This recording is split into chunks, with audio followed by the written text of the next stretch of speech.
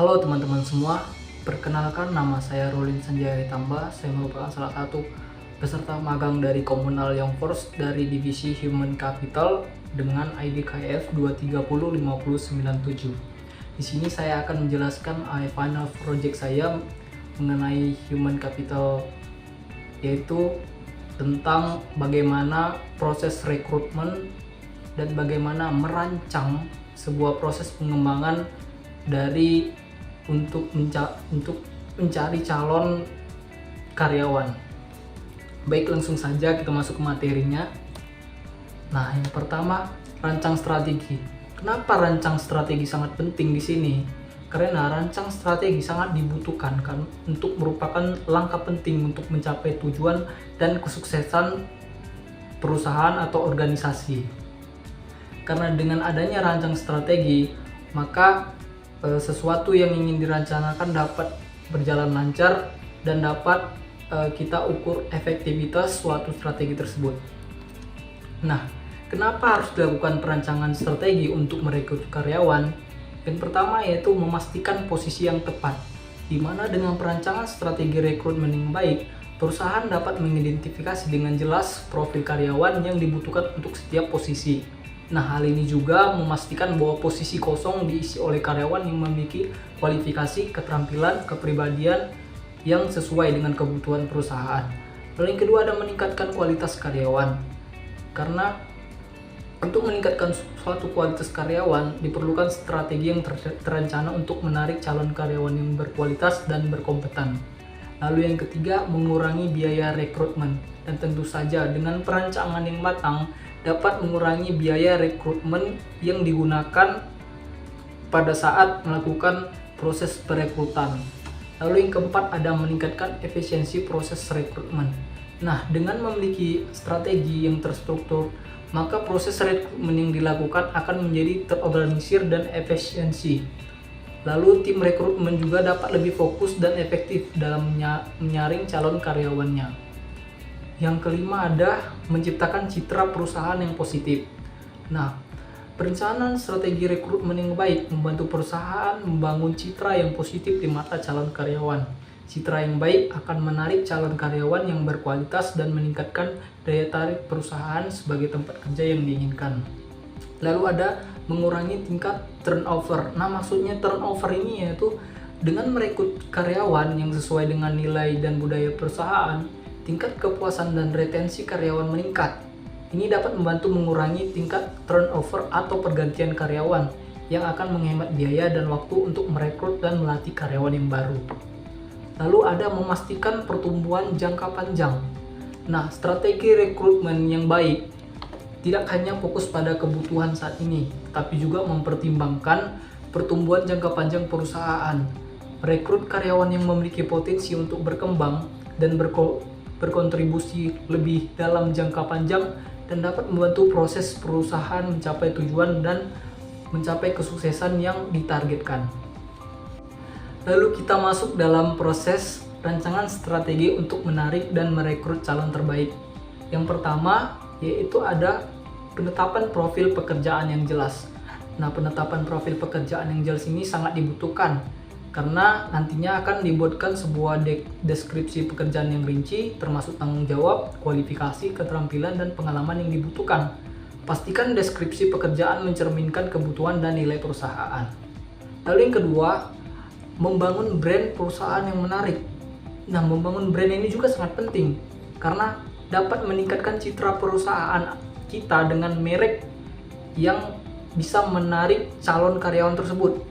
Dengan memberikan informasi tentang budaya kerja kita, visi dan misi perusahaan melalui situs web, media sosial, dan saluran lainnya. Lalu yang ketiga adalah gunakan saluran rekrutmen yang efektif. Nah, maksudnya saluran rekrutmen ini apa? Yaitu dengan memanfaatkan saluran rekrutmen yang tepat yang dapat menjangkau calon-calon karyawan terbaik kita. Misalnya dengan kita bisa memberikan informasi melalui situs web karir, media sosial seperti Facebook, Instagram, dan lain-lain. Kemudian kita bisa mengajak rekrutmen dengan bergabung dengan lembaga pendidikan maupun jejaring profesional. Nah, lalu ada Program referral karyawan. Program referral karyawan ini juga dapat memberikan sebuah insentif kepada karyawan sebagai rekomendasi calon kandidat yang sesuai untuk posisi yang kosong, di mana untuk program referral akan menjadi efektif untuk menarik calon terbaik yang sudah direkomendasikan oleh karyawan yang ada. Nah, lalu ada menyusun tim rekrutmen yang kompeten. Nah, ini sangat penting karena dalam melakukan rekrutmen, tim rekrutmen harus terdiri dari individu yang kompeten dan berpengalaman dalam mencari calon terbaik, dan mereka harus dapat menilai keterampilan dan kepribadian dari calon karyawan ini. Lalu ada melakukan seleksi yang ketat. Nah, seleksi yang ketat ini sangat penting karena dalam melakukan seleksi yang ketat secara menyeluruh, maka akan didapatkan calon-calon karyawan yang terbaik melalui proses wawancara, uji keterampilan, tes keterampilan yang relevan sesuai dengan profil pekerjaan yang ditetapkan dan diinginkan oleh perusahaan. Lalu ada menawarkan paket kompetitif. Nah, menawarkan paket kompetitif di sini memberikan sebuah paket atau tunjangan yang kompetitif untuk menarik calon-calon karyawan.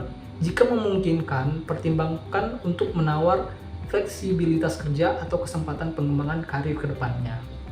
Lalu ada peningkatan proses onboarding.